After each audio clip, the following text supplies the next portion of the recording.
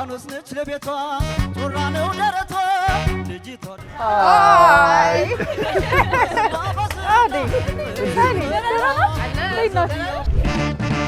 የተጫወትነው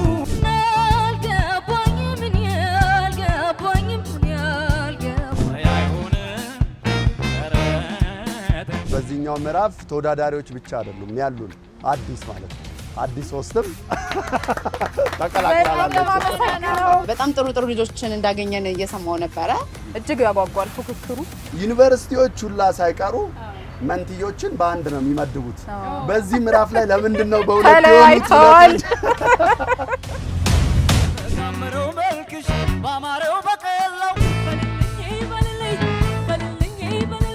እድገቷ የበረሃ ጥማቷ የምንጭ ውሃ ቅዳሜ 8 ጋር በጣም ደስ የሚል የምድብ አንድ ተወዳዳሪዎች ጋር ቆንጆ ቆይታ ይኖረናል ብዬ ገምታለሁ የቅዳሜ ውበት ፋና ላምሮት ከናንተ ጋር ይሆናል ያወዛው